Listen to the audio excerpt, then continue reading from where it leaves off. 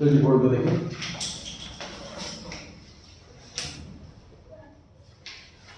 Book का कुछ काम नहीं, कॉपी का कुछ काम नहीं है।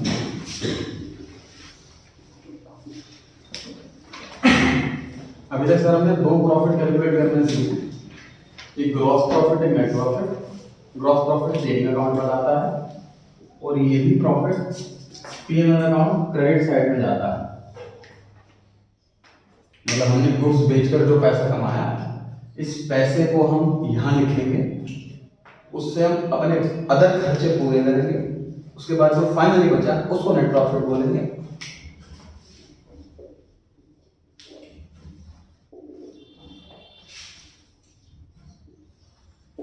और नेट प्रॉफिट हम कैपिटल में ऐड कर देंगे। ये प्रॉफिट ऐसे इसका रोक है टोटल। अब हम क्या सीखने वाले हैं सर? जो टॉपिक सिखा रहा हूँ वो आज की क्लास का ही है, बहुत इंपॉर्टेंट नहीं है, बहुत लिमिटेड यूज है इसका। ऐसा नहीं कि पहली बार पढ़ रहे हैं, सॉरी लास्ट टाइम पढ़ रहे हैं, 11th में पढ़ रहे हैं, 12th में ये टॉपिक दोबारा आया, छोटा सा ही टॉपिक है, तो ग्रेजुएशन में सेकेंड ईयर में आकर फिर एक छोटा सा टॉपिक है। ऐसा नहीं कि अनइम्पॉर्टेंट है, बस टॉपिक छोटा सा है, समझिए क्या मैं समझा रहा हूँ कि इन दो प्रॉफिट के बीच का भी एक प्रॉफिट होता है।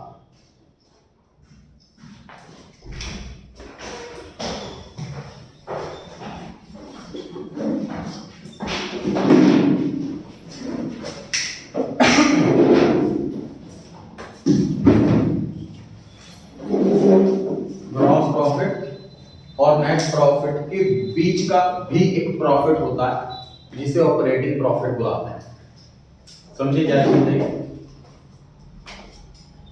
सर? ग्रॉस प्रॉफिट में से हमने इनडायरेक्ट एक्सपेंस माइनस करे और इनडायरेक्ट इनकम प्लस करी, नेट प्रॉफिट आया। इसको कैसे लिखा है मैंने? ग्रॉस प्रॉफिट यहां लिखा था, यहाँ पर इनडायरेक्ट इनकम आती है, ऐसे कोई एक्स्ट्रा अदर इनकम हो गई, इंटरेस्ट मिल गया, रेंट मिल गया, जो हमारा मेन काम नहीं है, टोटल करते हैं उसका यहाँ पर, उसमें से ये माइनस करते हैं। यहाँ पर क्या आता है? इनडायरेक्ट एक्सपेंस आते हैं, फिर ये आता है। तो फॉर्मूला बन गया कि gross profit minus indirect expense plus indirect income equals net profit. समझ आ रही है बात? इसे को क्लिक होगा एक बार में। ग्रॉस प्रॉफिट में इनडायरेक्ट एक्सपेंस माइनस होते हैं, ये प्लस होता है, तो नेट प्रॉफिट आता है। सही है। अब मैं क्या समझाना चाह रहा हूं आपको कि जो इनडायरेक्ट एक्सपेंस है, मतलब अभी तक हमने एक्सपेंस की इस चैप्टर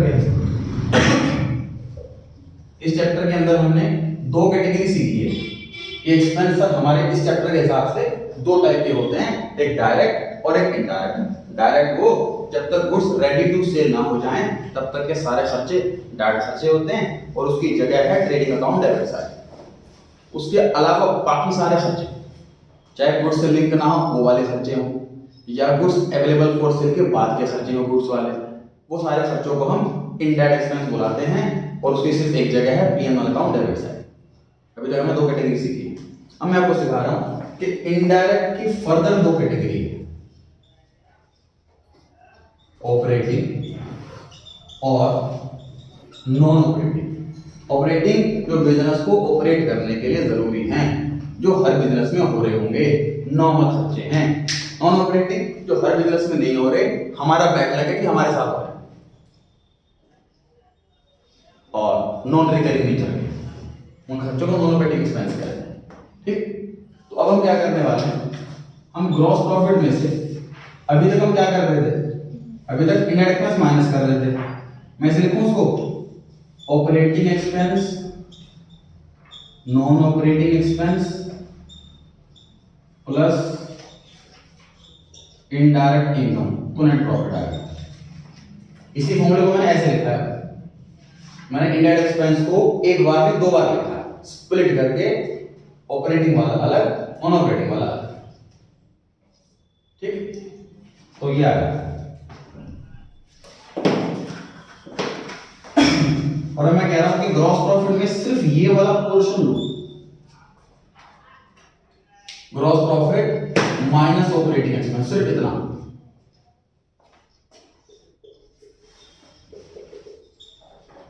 अब जो आंसर आएगा उसे ऑपरेटिंग प्रॉफिट बुलाएंगे।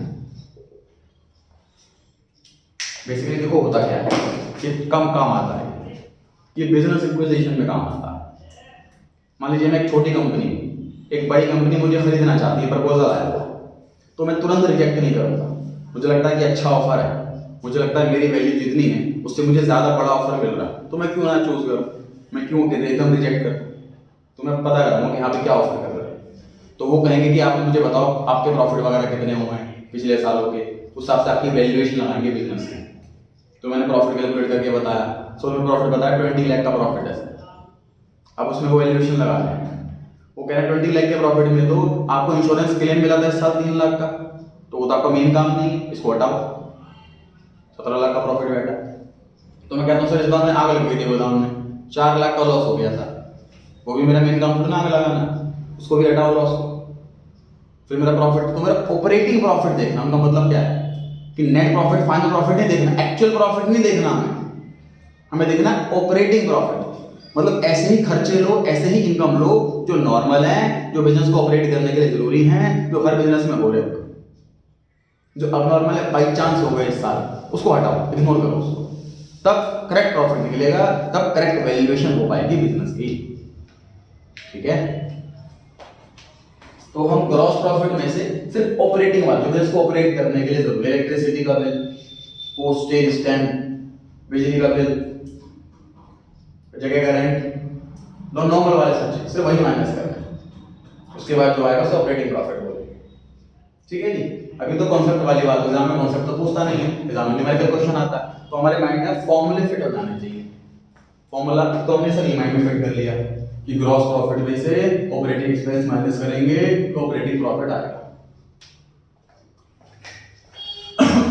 अच्छा, ये वाला जो ये वाला लिखा हुआ है gross profit minus indirect income, sorry plus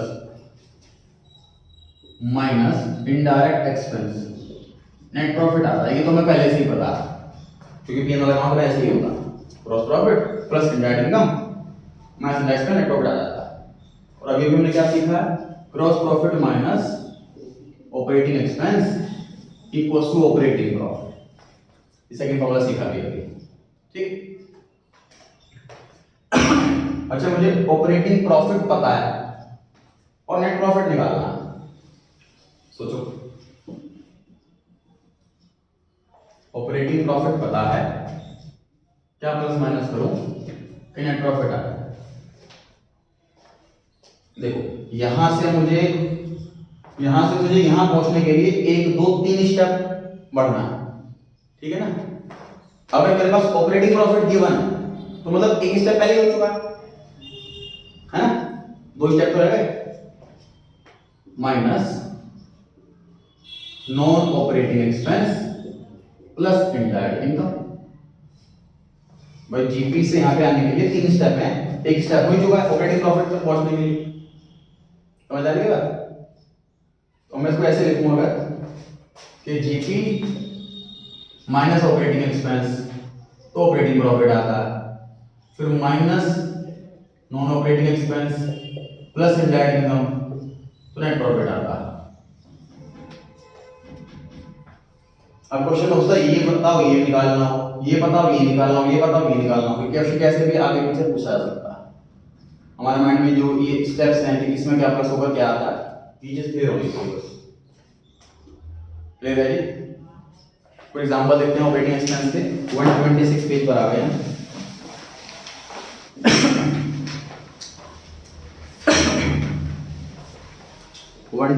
page पर आ गए हैं। क्वेश्चन नंबर 6 के जस्ट नीचे कुछ नोट्स दे रखे हैं, वो नोट्स पढ़ रहे हैं। पेज 126 क्वेश्चन नंबर 6 के नीचे क्या लिखा हुआ है, gross profit less indirect expense add indirect income, तो फिर क्या आता है, नेट प्रॉफिट आता है। उसके बाद अगला वाला क्या लिख रखा है मैंने, अगला वाला लिखा है ये वाला, gross profit less operating expense, क्या निकल के आया, ऑपरेटिंग प्रॉफिट निकल के आया। फिर उसके बाद less non operating expense add indirect income, फिर के नेट प्रॉफिट निकल के आया। ठीक है जी। आगे लिखा हुआ इंडायरेक्ट इनकम बोलो, नॉन ऑपरेटिंग इनकम बोलो, एक ही बात है। उसके बाद फिर से अब इस बार आइटम वाइज दे रखा है, gross profit less selling and distribution expense, ये हेडिंग बना दी, कैरेज आउटवर्ड, किराया लाते time, advertisement, bad debts, office का खर्चा, एडमिनिस्ट्रेशन का खर्चा, salary, rent, lighting, insurance, audit fees, printing, general expense, ये सारे ऑपरेटिंग खर्चे हैं। इलेक्शन होने के बाद क्या बचा, क्या आंसर आया, ऑपरेटिंग प्रॉफिट आंसर आया। उसके बाद ऐड कर रहे हैं नॉन ऑपरेटिंग इनकम, एग्जांपल लिखा हुआ है interest on investment, rent received, gain on sale of machine. उसके बाद लेस कर रहे हैं ऑपरेटिंग एक्सपेंस, क्या लिखा हुआ example interest on loan, loss on sale of furniture, donation, loss by fire. देख लो ये चारों खर्चे ऐसे हैं जो हर बिजनेस में नहीं होते। हमारी किस्मत खराब है, हमारे पास हो गए इस साल, ठीक। प्लस के बाद क्या बचा हमारा, नेट प्रॉफिट बचा आंसर। तो ये वर्टिकल फॉर्मेट में भी लिख दिया मैंने। उसके बाद ग्रीन कलर से फॉर्मूले में भी लिखा हुआ है। फॉर्मूला कैसे लिखा हुआ देखो, operating profit equals to gross profit minus operating expense. दूसरा formula operating profit equals to, इधर देखो मैंने लिखा है ऑपरेटिंग प्रॉफिट माइनस ये प्लस ये बराबर ये। अब मैं लिखूं ऑपरेटिंग प्रॉफिट बराबर, इन दोनों को इधर ले जाओ, ये लिखा हुआ है, चेक करो खुद से चेक करो, यही लिखा होना चाहिए और ये लिखा हुआ है। ये माइनस का जाएगा प्लस का हो जाएगा, ये प्लस का हो जाएगा माइनस का हो जाएगा, ये लिखा हुआ है देखो, ठीक है। और उसके बाद net profit is equal to, net profit is equal to ये लिखा हुआ है, एग्जैक्टली लिखा हुआ है, चेक करो, ठीक है जी। अब फॉर्मूले घुमा फिरा कर हर तरीके से आपको दिखा दिए। क्वेश्चन में जो कंटेंट अवेलेबल है, अब आपको अपनी बेसिक मैथमेटिक्स लगानी है 6th 7th क्लास वाली और सॉल्व करना है। अकाउंट्स जितनी थी इन 3 क्वेश्चन के अंदर मैंने आपको दे दी। अब जो बची है वो सिर्फ मैथ बची है। क्वेश्चन नंबर 6 स्टार्ट करते हैं। पहले आप लोग ट्राई करें, 1 मिनट का समय दिया जा रहा है। नोटिंग की मेरे पॉइंट को नहीं लगेगा, कोई नहीं है, कुछ मैंने दे रखा है नोट्स के अंदर पहले। क्वेश्चन नंबर 6 को 7 को से ट्राई करें।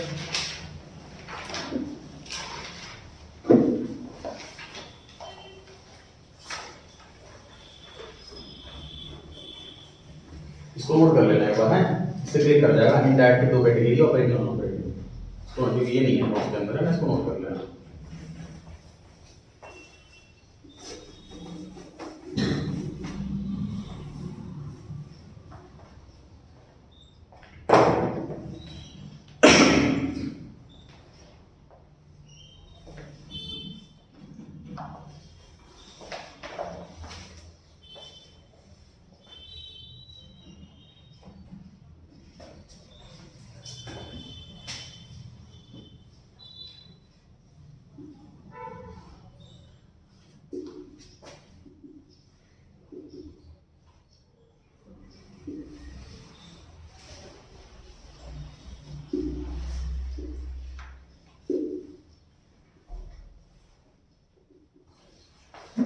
जो टेस्ट सीरीज 1 दी है मैंने आपको, उसका टेस्ट होगा अगले मंडे। अब जो मंडे आ रहा है 9 जनवरी, उस दिन तो आपको इस चैप्टर का टेस्ट है, जो चैप्टर अभी चल रहा है। मोस्ट प्रोबेबली नेक्स्ट क्लास में खत्म हो जाना चाहिए, ज़्यादा से ज़्यादा पैड खत्म हो जाएगा। अभी से बता रहा हूँ ताकि आप रिविजन को प्रैक्टिस करना स्टार्ट कर दें। इसे मंडे को टेस्ट होगा, अगले मंडे को टेस्ट होगा टेस्ट सीरीज 1 का। मैंने आपको एडवांस में क्वेश्चन पेपर दे दिया, इसकी बस कुछ डिजिट बदलूंगा, क्वेश्चन सेम रहेंगे टेस्ट में। सब क्वेश्चन पेपर लिख कर दिया, ठीक है जी। 16th को उसका टेस्ट होगा, टेस्ट सीरीज 1 का। ऐसे टेस्ट सीरीज मिलते रहेंगे आपको। अनसॉल्व है क्वेश्चन, आपको खुद से प्रैक्टिस करनी है घर पर। खुद से करने का टाइम नहीं है, नहीं हो पाता, TTS 7 to 8 यहाँ बैठ के सॉल्व कर दो। डाउट आता रहे पूछते रहो, ऐसा नहीं चाहते घर पे क्वेश्चन की प्रैक्टिस कर ली, यहाँ पे TTS 7 से डाउट पूछने के लिए आता, जैसा आपको कंफर्टेबल है। मेरी सजेशन ये है कि TTS 7 to 8 का रेगुलर सिस्टम बना लो। ये समझ लो ये भी मेरा बैच है, 2 बैच है मेरे, और ये बैठ के प्रैक्टिस करोगे तो आपके 3 घंटे के अंदर, 1 वीक के अंदर टेस्ट सीरीज 1 यहीं पर कंप्लीट हो जाएगी। तो जो घर पे बैठेंगे इसमें कुछ होमवर्क ही नहीं होगा, ये बैठ के क्वेश्चन कर लिए, डाउट आए पूछते रहे, बात खत्म, घर के लिए कुछ काम ही नहीं रहेगा, ठीक है जी। क्वेश्चन नंबर 7 ट्राई करेंगे फटाफट से, हो गया रिपोर्ट करा फटाफट।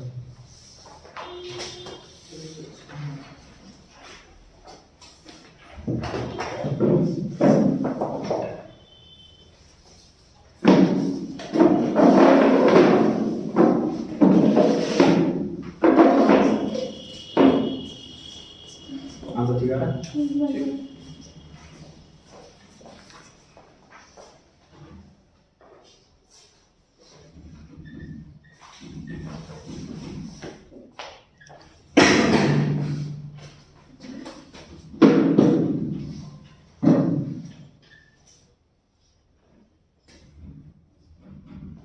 इसका 7 हो चुका हो, 8 ट्राई करना शुरू कर दे। 8 हो चुका हो, बोर्ड पर आ जाए।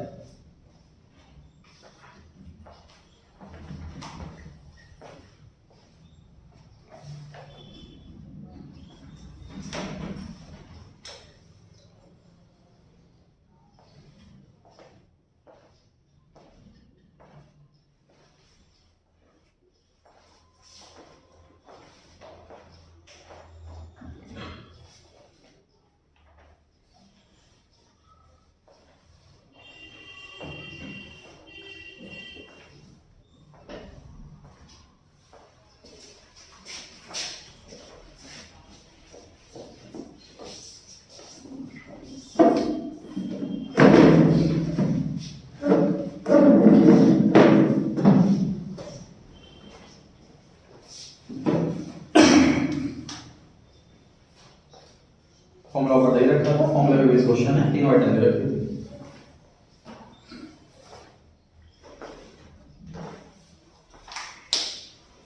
इसमें डाउट आता है स्टूडेंट्स का, आप लोगों को आने नहीं कहना, बता देता हूँ खुद ही कि सर इंटरेस्ट ऑन लोन ये नॉन ऑपरेटिंग एक्सपेंस क्यों है? ये तो हर साल दिया जाता है। सबसे ऊपर पढ़ो 127 पेज पे 4 आइटम दे रखी है। ये कंप्लीट लिस्ट नहीं, एग्जांपल है ये कोई कंप्लीट लिस्ट नहीं, इसके अलावा कुछ और नहीं हो सकता, ये इलस्ट्रेटिव लिस्ट है। जैसे loss on sale of furniture, ये माना जाता है कि सालों में कितना फर्नीचर बिकता है, हर साल तो बिकता नहीं है फर्नीचर, तो ये अब नॉर्मल लॉस है। डोनेशन देना ये अब नॉर्मल लॉस है, हर बिजनेस का काम नहीं है। लॉस बाय फायर होना ये अब नॉर्मल है। लेकिन इंटरेस्ट ऑन लोन ये अब नॉर्मल कैसे है? सर लोन पे हमने ले लिया पैसा तो इंटरेस्ट तो हर साल दिया जाएगा, तो ये तो रिकरिंग नेचर का हुआ। नॉन ऑपरेटिंग क्यों बोल रहे हैं इसको?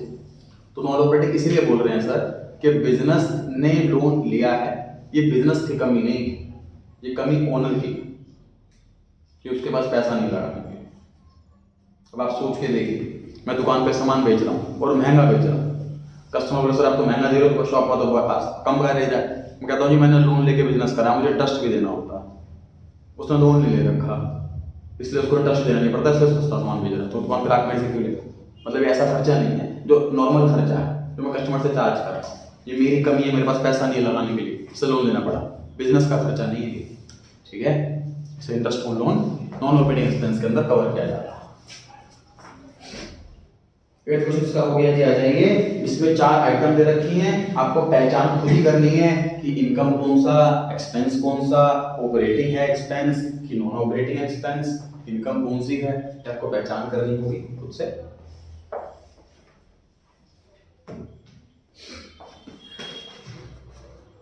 क्वेश्चन में ऑपरेटिंग प्रॉफिट मांगा,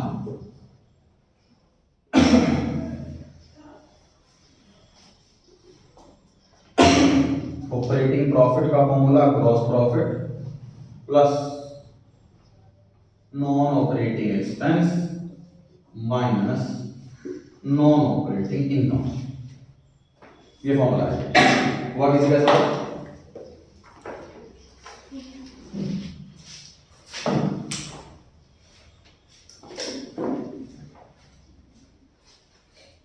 अब बस फॉर्मूले में वैल्यूज पुट करते जानी है। नेट प्रॉफिट की जगह 2 लाख, नॉन ऑपरेटिंग एक्सपेंस है इस क्वेश्चन में 40,000 जो कि इंटरेस्ट ऑन लोन है, 4,000 जो कि डोनेशन है, नॉन ऑपरेटिंग इनकम 20,000 जो कि रेंट रिसीव्ड है, और 30,000 जो कि gain on sale of machinery है।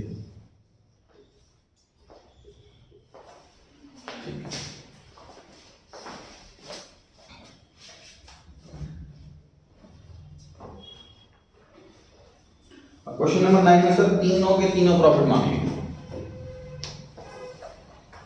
ग्रॉस प्रॉफिट भी निकालो भैया, ऑपरेटिंग प्रॉफिट भी निकालो, नेट प्रॉफिट भी निकालो। तो ग्रॉस प्रॉफिट के लिए आप चाहे तो फॉर्मूला बनाओ या ट्रेडिंग अकाउंट बनाओ, ये आपकी इच्छा है।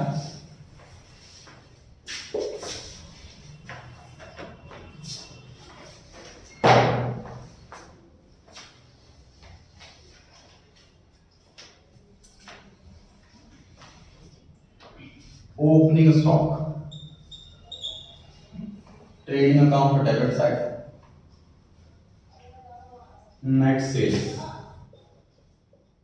नेट सेल्स का मतलब इसके अंदर तीन काम हो चुके हैं, कैश सेल प्लस हो चुकी है, क्रेडिट सेल प्लस हो चुकी है, सेल रिटर्न माइनस हो चुकी है। नेट परचेजेस, नेट परचेज का मतलब इसके अंदर तीन काम हो चुके हैं, कैश परचेज प्लस हो चुकी है, क्रेडिट परचेज प्लस हो चुकी है, परचेज रिटर्न माइनस हो चुकी है। Direct expense, trading account debit side,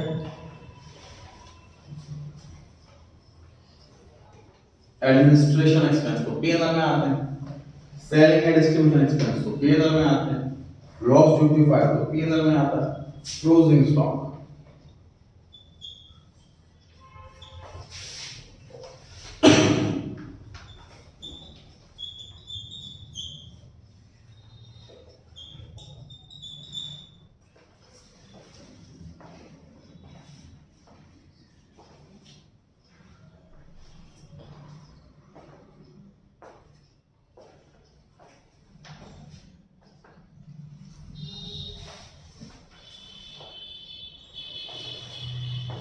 बताएं कितना है gross profit?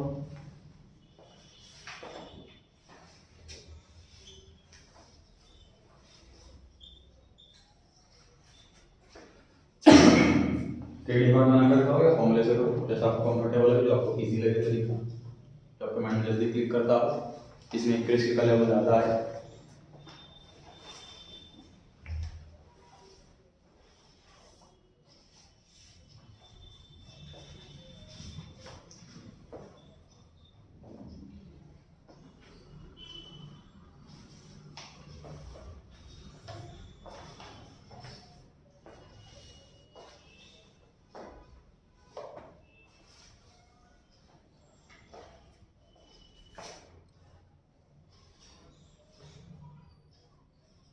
Gross profit minus operating expense, इससे ऑपरेटिंग प्रॉफिट निकलता है।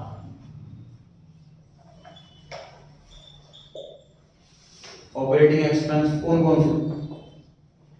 एडमिनिस्ट्रेशन एक्सपेंस और selling and distribution expense.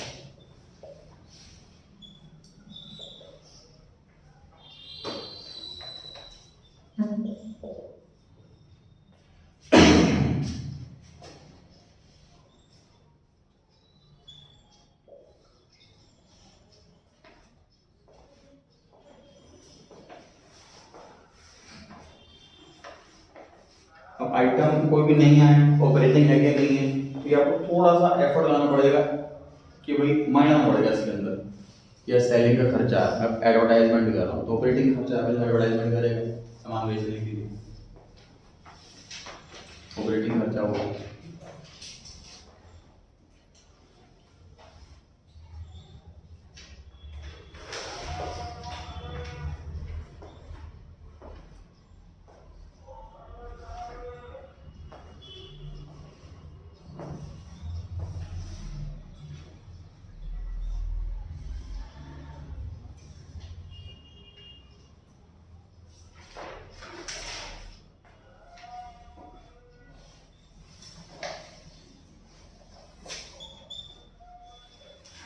Operating profit में से हम नॉन ऑपरेटिंग एक्सपेंस भी माइनस कर दें अगर, तो नेट प्रॉफिट आ जाएगा। नॉन ऑपरेटिंग एक्सपेंस सिर्फ एक ही है, loss by fire 60,000। Indirect income इस क्वेश्चन में है नहीं। अब इनडायरेक्ट इनकम लिखने के बाद नहीं लिखो या लिखो ही मत, आपकी इच्छा, तो कंफ्यूजन लग रही है तो नहीं लिख सकते हैं।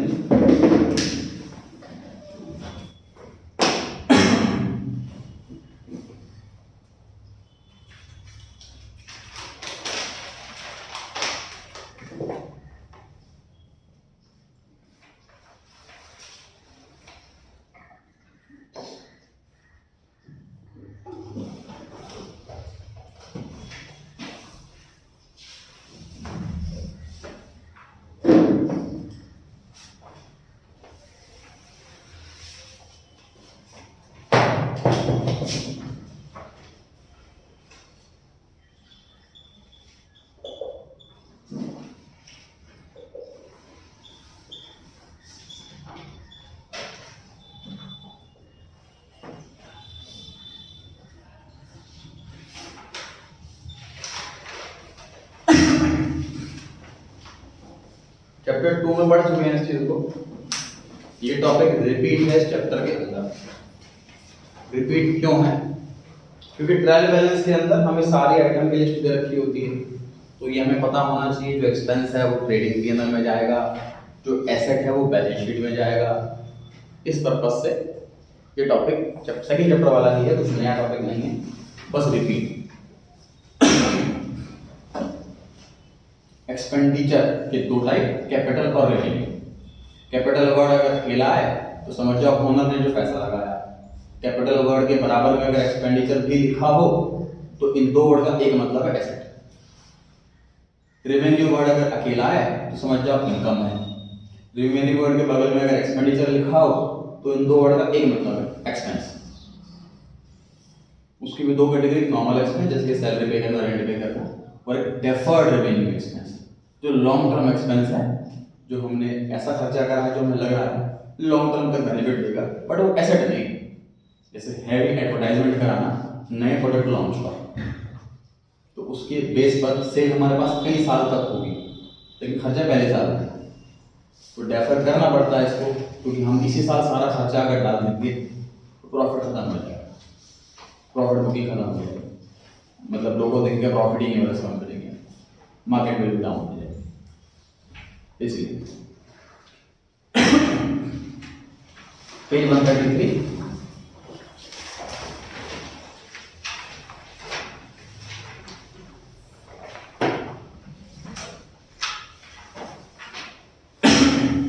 स्टार्ट कर रहे हैं टॉपिक कैपिटल एक्सपेंडिचर। पहला क्वेश्चन, कैपिटल एक्सपेंडिचर। जब भी कैपिटल एक्सपेंडिचर पढ़ो दिमाग में इसको एसेट पढ़ना है। पढ़ा कैपिटल एक्सपेंडिचर, रिमाइंडर उसको आपको एसेट पढ़ना है। तो एसेट प्रोवाइड्स डैश बेनिफिट, बताइए लॉन्ग टर्म की short term? Long term benefit. Asset कहते हैं उसको है जो 12 महीने से लंबा चले। क्वेश्चन आए नहीं एग्जाम में कभी, ये केस स्टडी होती है प्रोफेशनल कोर्स के अंदर, कोई मशीनरी खरीदी हमने जिसकी लाइफ 8 महीने, इसको एसेट नहीं बोला है, एक्सपेंस बोला है। एसेट होने के लिए कम से कम 12 महीने की लाइफ नेसेसरी है। सेकंड क्वेश्चन, 2500 रुपए खर्च करे हैं हमने, सेकंड हैंड मशीनरी खरीदी है उसकी ओवरहॉलिंग मरम्मत के लिए, तो ये कैपिटल एक्सपेंडिचर हुआ, आगे एक्सपेंडिचर हुआ। तो हमने क्या सीखा है सर, जब तक एसेट रेडी टू यूज ना हो जाए तब तक के सारे खर्चे उसके कॉस्ट में ऐड होते हैं। तो सेकंड हैंड एसेट को उसकी वर्किंग कंडीशन में लाने के लिए ये मरम्मत कराना जरूरी है, इसलिए एसेट की कॉस्ट का पार्ट है। एसेट का पार्ट है मतलब capital expenditure. Third question, amount spent on increasing the capacity in cinema hall. ध्यान से देखिए, अभी तक हमने क्या सीखा है सर, जब तक एसेट रेडी टू यूज ना हो जाए तब तक के ही खर्चे एसेट की कॉस्ट में जोड़ने हैं, बाकी सब नॉर्मल एक्सपेंस है। गलत पढ़ा, अधूरा पढ़ा। कंप्लीट क्या है, ready to use and any future expense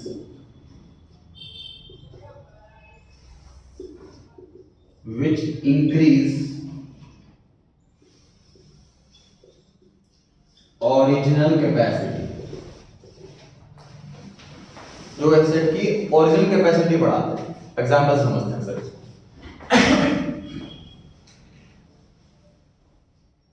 sir laptop खरीदा है मैंने, मान लीजिए 50,000 रुपए का, मोर देन 1 ईयर लाइफ है इसलिए एसेट है, ठीक बात है। सपोज मैंने अगर सेकंड हैंड खरीदा है 50,000 रुपए का, और उसके अंदर मैंने 5,000 रुपए और करा, कुछ पार्ट्स खराब हो रहे थे वो चेंज करा दिए वगैरह वगैरह, तो ये खर्चा कॉस्ट में ऐड हो जाएगा। लैपटॉप की 55,000 रुपए का रिकॉर्ड हो, ठीक। अब उसके बाद इसके 6 महीने के बाद कोई खराबी आ गई, मैंने रिपेयरिंग करवाई, 1,000 रुपए खर्च हो गए, तो ये मैं लैपटॉप अकाउंट डेबिट नहीं करूंगा, इससे रिपेयर अकाउंट डेबिट करूंगा, मतलब इसको एक्सपेंस बोलाऊंगा। इसको प्रॉफिट एंड लॉस अकाउंट में लेके जाऊंगा, बैलेंस शीट में लेके नहीं जाऊंगा। ये बात क्लियर है, ठीक।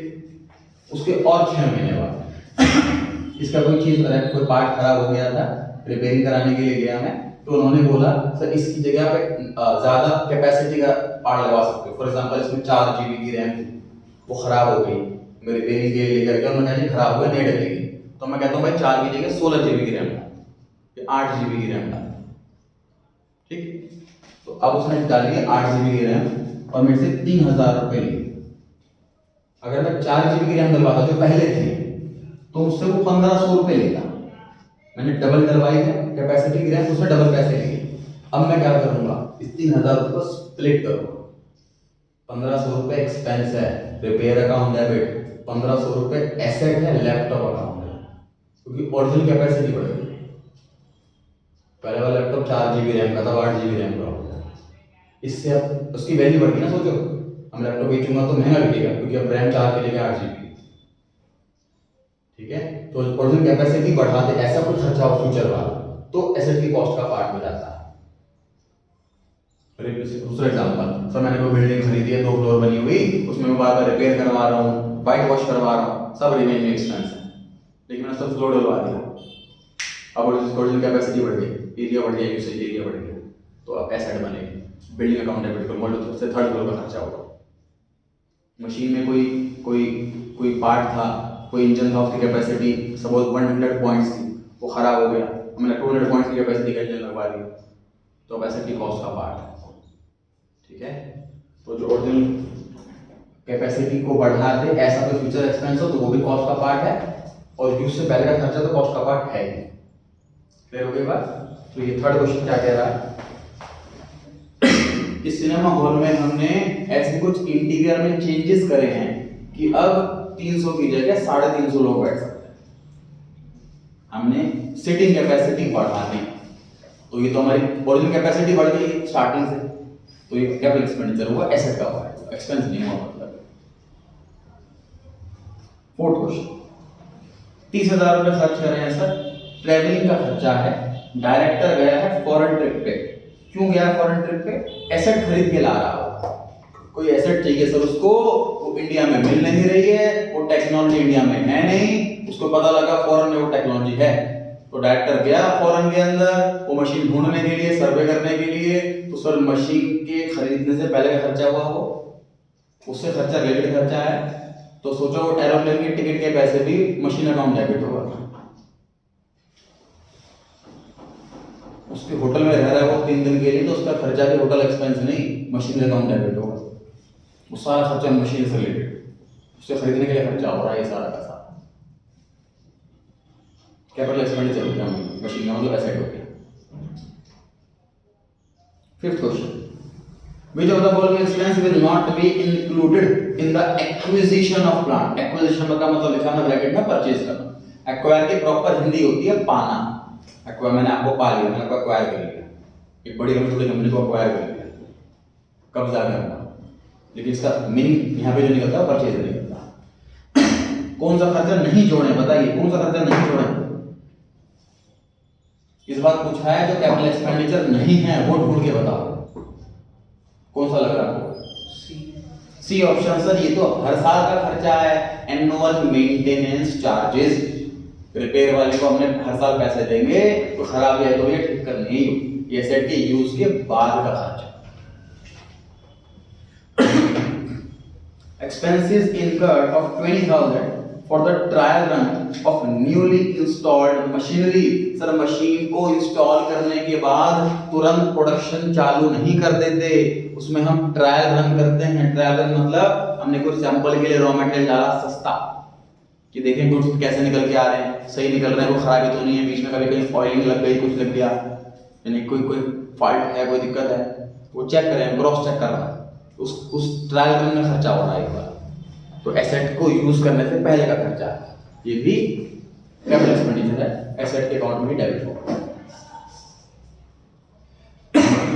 ये समझ पा रहे हैं ना कि हम क्यों बाइफर्केशन कर रहे हैं? कि सर कैपिटल बोलो रेवेन्यू बोलो क्या फर्क पड़ता है, तो एक्सपेंस ही नहीं। कैपिटल एक्सपेंडिचर है तो बैलेंस शीट में जाएगा एसेट वाले में, रेवेन्यू एक्सपेंडिचर है तो ट्रेडिंग पी&एल में जाएगा, इसलिए मैटर करता है। सेकंड पर आ गए हैं जी। तो एक कंपनी ने 10 लाख रुपए खर्चे करे बिल्डिंग बनाने के लिए, कंस्ट्रक्शन करने के लिए बिल्डिंग, कैपिटल है रेवेन्यू है, कैपिटल एक्सपेंडिचर। 50,000 रुपए खर्च करे एक टेम्पररी गोदाम, स्टोर मतलब गोदाम, स्टोर गोदाम वेयरहाउस तीनों सिनोनिम है। इंटरचेंजेबल यूज होते हैं, तो कहीं पर आपको कोई भी वर्ड हो सकता है, मिल जाए। ठीक है, तो आप करके लिख लीजिए स्टोर को गोदाम पब्लिक वेयर हाउस। आपके माइंड में तीनों वर्ड फिट हो जाने चाहिए सर। ये तीनों वर्ड का एक ही मतलब होता है, वेयर हाउस, गोदाम और स्टोर। तानिश आपने लिख रहे and use the store for building construction purposes. वो स्टोर को यूज क्यों करा हमने कि भैया महंगे महंगे सरिये वगैरह आते हैं, सामान आता है, तो हमने टेम्पररी स्टोर बना दिया, झोपड़ा सा बना दिया, उसके अंदर उसमें सामान रख दिया लॉक वॉक करके, ताकि सामान चोरी ना हो। तो ये खर्चा कैपिटल का कितने में है? कैपिटल है सर, बिल्डिंग के पर्पस से खर्चा हो रहा है, ये बिल्डिंग के बनने से पहले का खर्चा है, बिल्डिंग बनने के लिए खर्चा है, एसेट के कॉस्ट का पार्ट है, कैपिटल हुई। On completion of the building the store was dismantled. Dismantled मतलब ये वर्ड पहले भी आया था, वो ऑब्सोलीट है। एक वर्ड याद कर लो, हर जगह भी लगा दो मेरी। डिसमेंटल क्या सिखाया था? इंस्टॉलेशन का उल्टा, रोबोट मूवी, डिसमेंटल योरसेल्फ चिट्टी। इंस्टॉल करना मतलब पार्ट्स को जोड़ना, और डिसमेंटल मतलब सारे पार्ट्स को अलग अलग कर देना, वो डिसमेंटल होता है। ठीक है, तो जो झोपड़ी है हमने उसको तोड़ दिया, डिसमेंटल कर दिया, और डिसमेंटल करने के बाद उसमें जो सामान निकला, जो ईंटें निकली, जो गेट निकला, जो लॉक निकला, जो बेकार की, उसको हमने बेच दिया 20,000 रुपये। तो समझ लो वो जो स्टोर है ना, वो हमें 30,000 रुपये का पड़ा। 50 बनने में खर्च हुए, 20,000 रुपये बिकने में लग गए, तो कॉस्ट में से माइनस कर देंगे इसको। मतलब बिल्डिंग की कॉस्ट क्या होगी अब तक की? 10 लाख प्लस 50,000 माइनस 20,000। सही है, सही है। आगे, मिस्टर ए सुपरवाइजर है, उसको हम 60,000 रुपए सैलरी देते हैं, और कंस्ट्रक्शन के टाइम पर उसने अपना 2/3 टाइम डिवोट करा यहाँ पर। बेसिकली क्या है सर, हमारी फैक्ट्री चल रही है, वहां पर हमारे पास टाइम नहीं है, बॉस के पास टाइम नहीं है कि वहां पर जाकर वर्कर पे नजर रखे, तू खाली कैसे बैठा, तू काम कर। तो इस काम के लिए हमने सुपरवाइजर रखा होगा, उसको हम सिर्फ इस चीज की सैलरी दे रहे हैं, भाई तेरी ड्यूटी काम निकलवाना। हम तुझे हर हफ्ते बोलेंगे भाई कितना काम हुआ, कितनी मिनट्स बन गई, इतनी कम कैसे बनी, तो क्या कर रहा था, ये तेरा काम है। अब हमारी बिल्डिंग भी बन रही है, तो हमने उसी को बोला भाई तू काम करता हो तो बिल्डिंग के साइड पर भी जाके चक्कर मारता रही हो, ये बिल्डिंग ठीक से बन रही नहीं बन रही, और सीमेंट वगैरह ठीक से प्रोपोर्शन में लगा रहा है नहीं लगा रहा वगैरह, तो भी देखता रही। तो उसने अपना 2/3 टाइम कंस्ट्रक्शन में डिवोट करा, और 1/3 टाइम अपन नॉर्मल काम करता है, फैक्ट्री का काम। तो अब मुझे इसकी सैलरी 60,000 रुपए दे रहे हैं, उसका 2/3 बिल्डिंग की कॉस्ट में ऐड हो जाना चाहिए जितना टाइम वो दे रहा है, और 1/3 नॉर्मल काम। तो 60,000 का 2/3 40,000 हुआ, ये बिल्डिंग का खर्चा माना जाएगा ऐड करने के कॉस्ट में। सो कैपिटलाइज्ड कॉस्ट है जो है वो बतानी है, फाइनल करके क्या आंसर आया। अब आप चाहे तो जो यहाँ पे स्पेस खाली है ऑप्शंस के बगल में, यहाँ पर आप कैलकुलेशन लिख सकते हैं। 10,17,000। ठीक, तो आप कैलकुलेशन बराबर कैसे लिखेंगे? 10 लाख प्लस 50,000 माइनस 20,000 प्लस 60,000 का 2/3।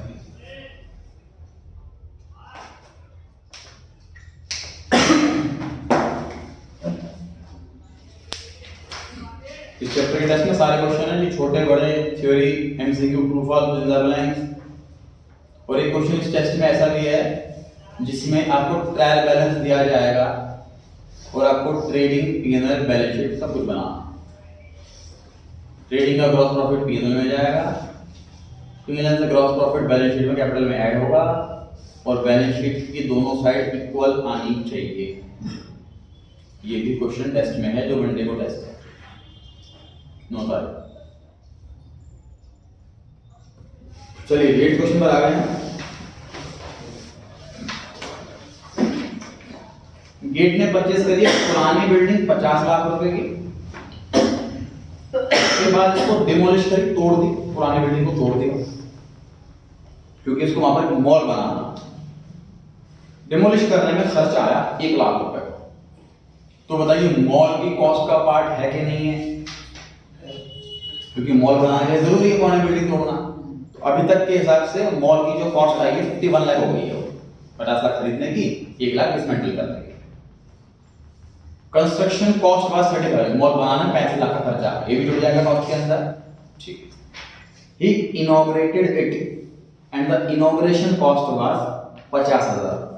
इनॉग्रेशन करवाया था, पार्टी दी मॉल बनने की, तो पार्टी देने का खर्चा वो हम एसेट में जोड़े कि नहीं जोड़े, यहाँ क्वेश्चन बताइए क्या लगता है? करेक्ट आंसर नहीं जोड़ेंगे। देखिए एसेट को रेडी टू यूज करने के लिए जो नेसेसरी खर्चा होता है ना, वो कॉस्ट का पार्ट होता है। एग्जांपल देखिए, डायरेक्टर को हमने भेजा फॉरेन में, भैया एसेट चूज करके लाओ, 2 दिन का आपको चूज कर रही है, वो गया 2 दिन के लिए उसको चूज करा, अब वो 2 की जगह 3 दिन और रह करके आया फॉरेन ट्रिप के लिए, या फिर अपनी फैमिली को भी ले गया कि फॉरेन काम करने जा रहा हूँ, फैमिली को भी ले जाता हूँ, तो जो फैमिली का जो खर्चा है कन्वेंस का, होटल का, वो बिल्डिंग की कॉस्ट में ऐड नहीं हुआ, वो नेसेसरी नहीं है उस प्लांट के लिए, उस मशीन के लिए। ठीक है, एसेट को रेडी टू यूज के लिए जो नेसेसरी खर्चा, वही कॉस्ट का पार्ट बनेगा। ठीक है, तो सोच के देखो ना, मैं अपनी बिल्डिंग बेच रहा हूँ महंगी, कस्टमर कहता है महंगी बेच रहा हूँ, सर मैंने बनने को बहुत लंबी पार्टी थी इसलिए मुझे बड़ी महंगी बिल्डिंग पड़ी, ये तो कोई लॉजिक नहीं हुआ ना। ठीक है, तो इनॉग्रेशन एक्सपेंस एसेट का कॉस्ट का पार्ट नहीं बनेगा, ये रिमेनिंग एक्सपेंस है। तो अंडरलाइन कर लीजिए इनॉग्रेशन कॉस्ट और वहां लिख लीजिए रिमेनिंग एक्सपेंडिचर, और फिर वहां लिख लीजिए profit and loss account debit side. Inauguration cost को अंडरलाइन करके लिखिए रेवेन्यू एक्सपेंस और वहां लिखिए profit and loss account debit side.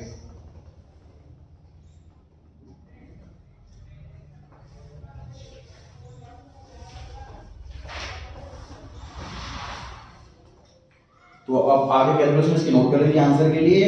50 + 1 + 35 कितना आएगा आंसर? 86 लगे, ऑप्शन आ गया आंसर। 9th क्वेश्चन पे आ जाते हैं। पूछा है जो फॉल्स है, गलत कौन सा है? 3 सही है, गलत गलत गलत होगा। ऑप्शन है expenses in connection with obtaining a licence for running the cinema is a capital expenditure. Sir हम कोई भी बड़ी चीज कर रहे हैं, कोई बड़ा काम कर रहे हैं, कोई बिजनेस खोल रहे हैं जिसमें पब्लिक का इन्वॉल्वमेंट है, तो डायरेक्ट हम नहीं खोल सकते जगह पे, मॉल बना लिया हमने, परमिशन लेनी पड़ेगी, लाइसेंस लेना पड़ेगा, इसके सेफ्टी मेजर्स हैं कि नहीं, गवर्नमेंट लाइसेंस कैसे देगी, सेफ्टी मेजर्स फॉलो कर रखे हैं नहीं कर रखे, फायर एक्सटिंग्विशर लगा हुआ है नहीं लगा हुआ, सिक्योरिटी गार्ड है नहीं है, पब्लिक कन्वेंस टॉयलेट वगैरह है कि नहीं है, एक्सेट्रा एक्सेट्रा, तो लाइसेंस मिलेगा। तो लाइसेंस मिलने में जो खर्चा आया है वो डेफिनेटली मेरी कॉस्ट का पार्ट है ना, लॉन्ग टर्म यूज है उसका, तो रेवेन्यू कैपिटल एक्सपेंडिचर सही लिखा है ना, ऑप्शन है तो सही है, true. Second, heavy advertisement expense to introduce a new product is a deferred revenue expense। Example दिया था मैंने कि सर एडवर्टाइजमेंट खर्चा कराया है नए प्रोडक्ट के लॉन्च पर, कई साल तक बेनिफिट मिलेगा हमें, इसका डेफर्ड रेवेन्यू एक्सपेंडिचर कहलाता है, तो ये बिल्कुल सही लिखा हुआ। C option. बिल्डिंग कंस्ट्रक्ट करने के लिए हम जोड़ देंगे इसमें जो टेम्पररी हट्स मतलब झोपड़ी, स्टोर हमने पढ़ा था, तो टेम्पररी झोपड़ी बनाई है हमने स्टोर करने के लिए बिल्डिंग को, उसका खर्चा भी बिल्डिंग की कॉस्ट में जोड़ा जाएगा, बिल्कुल सही है, हमने जोड़ा भी था क्वेश्चन, ये भी सही लिखा हुआ। D, the cost of rings and pistons of an engine changed to increase its fuel capacity. Engine के अंदर जो रिंग्स पिस्टन्स लगे हुए हैं, पार्ट्स लगे हुए हैं जो इंजन के अंदर, हमने वो चेंज करे हैं और ऐसे लगाए हैं जो ओरिजिनल कैपेसिटी बढ़ा देगा। पहले जो सपोज 1 घंटे में 10 मिनट्स बनाता था, 20 मिनट्स बनाएगा, कैपेसिटी बढ़ा देगा इसकी ओरिजिनल कैपेसिटी, तो ये कैपिटल हुआ कि रेवेन्यू हुआ? कैपिटल हुआ सर, ये तो एसेट वाला खर्चा हो गया, इसमें लिखा है रेवेन्यू हुआ, इसलिए फॉल्स हो गया। ठीक है, आगे जो रेवेन्यू एक्सपेंडिचर है मतलब कि नॉर्मल एक्सपेंस, पहला क्वेश्चन इनमें से कौन सा नॉर्मल एक्सपेंस है ढूंढ के बताना। पहला, प्लांट मशीनरी खरीदते टाइम किराया दिया, बताइए एसेट की एक्सपेंस, एसेट है तो कैपिटल एक्सपेंडिचर है। दूसरा, लीगल खर्चा पे करा हमने प्रॉपर्टी खरीदने के लिए, प्रॉपर्टी खरीदने से पहले का खर्चा हो गया, ये भी एसेट है, कैपिटल एक्सपेंडिचर हो गया। C option. Annual whitewash, paint कराया, खुदाई कराई घर में, रेवेन्यू एक्सपेंडिचर, तो यूज करने के बाद का खर्चा। डी ऑप्शन को पढ़ लेते हैं। एक्सपेंस हमने ऐसे करे हैं जो हमारी वर्किंग कैपिटल रिक्वायरमेंट घटा देंगे, हमारे कोई ऐसा खर्चा करा है जिससे हमें पैसा कम लगाना पड़े। फॉर एग्जाम्पल हम बहुत ज़्यादा लेटेस्ट मशीनरी ले आए तो अब हमें कैपिटल कम लगानी पड़े, जल्दी वाले बना लो। मतलब सपोज हमारी मशीनरी स्लो बनाती है तो एकदम से ऑर्डर आ गया तो जल्दी बना के आप वापस चले जाएंगे, तो हम ज़्यादा पहले से बना के रखते थे सामान। अब मैंने लेटेस्ट मशीन लिया, फटाफट से बना देती है, तो हमें ज़्यादा माल बनाने की जरूरत ही नहीं है। जब ऑर्डर आएगा तब बना लेंगे इंस्टेंट, तो वर्किंग कैपिटल हमारी कम लगेगी। एक ऐसा हमने खर्चा करा, तो लॉन्ग टर्म यूसेजेस का कैपिटल एक्सपेंडिचर, तो रेवेन्यू सिर्फ C option. Second question, sir जो कैशियर है वो कैश चोरी करके ले गया, तो कौन सा लॉस है? रेवेन्यू लॉस, कैपिटल लॉस नहीं है, मतलब कि कोई लॉन्ग टर्म वाला लॉस नहीं है जो लॉन्ग टर्म बेनिफिट देगा, है ना। कैपिटल एक्सपेंडिचर मतलब एसेट हो गया ना, एसेट तो कुछ नहीं भाई। लॉस के लिए कोई स्पेशल हेडिंग तो है नहीं सर, 5 हेडिंग है हमारे पास, asset, liability, capital, revenue, expense. Loss के लिए कोई स्पेशल हेडिंग है ही नहीं हमारे पास, तो लॉस को कहाँ लिखते हैं हम? एक्सपेंस के साथ लिखते हैं, ठीक है। Third assertion, damages paid on account of breach, breach मतलब तोड़ देना, ब्रेक कर देना। breach of contract to supply certain goods is a capital expenditure. reasoning such damages are incurred in the ordinary course। ये क्या चीज है सर? ये क्या चीज है सर? जैसे अब हम क्या करते हैं, ऑर्डर देते हैं। मान लीजिए आपने केक का ऑर्डर दिया, आपने बर्थडे पे केक का ऑर्डर दे दिया 2 दिन पहले कि भाई इस डेट पर इस टाइम पे मैं केक लेके जाऊँ, आपने एडवांस दे दिया, और बेकरी शॉप वाला बाई चांस उस दिन बंद करके बैठा हुआ, जितने बजे खराब थी मैं तो बंद कर दिया, या फिर उस टाइम उसने कहा जी आपका केक बन नहीं पाया, काम था कुछ, किसी वजह से बन नहीं पाया, तो क्या करोगे? लीगली कुछ भी कर सकते हो, आपने लीगल एग्रीमेंट कराए हैं, ठीक बात है कि नहीं। हमें क्या करना चाहिए, मतलब जो बिजनेस में किया जाता है, तो बिजनेस में मान लीजिए मैंने एक कंपनी ने बी कंपनी को ऑर्डर दिया कि रॉ मटेरियल भिजवा दो, तो ऐसे ऑरली या रिटर्न में ऑर्डर नहीं होगा, प्रॉपर एग्रीमेंट साइन होगा कि आपको ऑर्डर भिजवाना है, ये क्वालिटी, ये क्वांटिटी, इस रेट से और इस रेट तक, आपको ग्रेस पीरियड दिया जाएगा इतने डेज का, उससे भी डिले हो गया तो पर डे इतने लाख की पेनल्टी लगेगी। एग्रीमेंट पर साइन करेंगे दोनों पार्टी, तब ये एग्रीमेंट बनेगा, तब वो माल बनाना चालू करेंगे, क्योंकि उनके डिले सामान भेजने की वजह से आगे प्रोडक्शन डिले हो जाएगी। रॉ मटेरियल नहीं आया, वर्कर खाली बैठे हैं, खाली बैठने की सैलरी देनी पड़ेगी एम्प्लॉइज को। वर्कर अगर सुबह अपने काम पे आ जाता और सुबह से शाम तक लाइट ही नहीं आ रही, मशीन खराब हो गई, रॉ मटेरियल नहीं है, उसे खाली बैठने की सैलरी देनी पड़ेगी यहाँ पे, क्योंकि वो तो काम पे आया होगा, उसकी तो गलती नहीं है, गलती बॉस की, इसलिए पेनल्टी रखी जाती है इस चीज में। तो ऑप्शन नंबर ए में लिखा हुआ है जो डैमेजेस पे करें हमारी कंपनी ने। क्यों डैमेजेस पे करें? क्योंकि हमने कॉन्ट्रैक्ट तोड़ दिया, सप्लाई करना था हमें गुड्स, तो नॉर्मल एक्सपेंस तो है, ये कौन सी एसेट है, इसमें लिखा हुआ कैपिटल एक्सपेंडिचर है, कोई कैपिटल एक्सपेंडिचर तो एसेट होता, तो जो मैं डैमेजेस पे कर रहा हूं, तो हमारी कंपनी ने कॉन्ट्रैक्ट तोड़ दिया और हम 3 लाख की पेनल्टी भर दी, तो ये कौन सी एसेट है? एक्सपेंस तो है, तो गलत लिखा हुआ कैपिटल एक्सपेंडिचर है यहाँ पर, गलत लिखा हुआ, फॉल्स हो गया, ये फॉल्स हो गया। आगे लिखा हुआ है such damages are incurred in the ordinary course of business, ये बिजनेस के ऑर्डिनरी पे का पार्ट है, कोई अबनॉर्मल चीज नहीं है। जब बिजनेस कर रहे होते हैं तो ऐसे लेट होना या थोड़ा डिले होना, उसको पेनल्टी पे करना ये नॉर्मल बात है। इसमें ऐसे हो सकता है कि हमने ये मना कर दिया कि हम ऑर्डर कर नहीं सकते, तो हमारे वर्कर की स्ट्राइक हो गई, तो आगे वाले पार्टी कहते हैं आपका ऑर्डर हम दे ही नहीं पाएंगे, हम पहले से बता रहे हैं, जो भी आपके डैमेज हो अभी ले लो हमसे, ये भी हो सकता है। हमने क्वांटिटी ब्रीच करा है, तो ordinary course of business, normal business है। तो ऑप्शन नंबर इसमें है डी ऑप्शन में है कि first statement is not correct but second is correct. Clear हो गई ये बात? फोर्थ क्वेश्चन पे आ गए हैं। Amount spend on unsuccessful patent right. Unsuccessful patent right क्या मतलब है सर इसका? सर मैंने कोई मशीनरी बना ली और अब मैं इसकी पेटेंट के लिए एप्लीकेशन दी, रिजेक्ट हो गई, वकील हायर करा, केस चला कई साल, 2 लाख रुपए खर्च हो गए और अल्टीमेटली हम केस हार गए, क्योंकि किसी और कंपनी ने कहा कि डिजाइन हम पहले बना चुके हैं, तो डिजाइन हमारा, और हम केस हार गए। तो ये जो 2 लाख रुपए खर्च हुए, ये एसेट है कि एक्सपेंस है? अरे भाई एसेट है तो कौन सी एसेट है? ऐसे तो कोई आई नहीं हमारे पास। अगर वो पेटेंट हमें मिल जाता तो तुम्हारे पास एसेट आ जाती पेटेंट के नाम की, फिर तो कैपिटल एक्सपेंडिचर होता।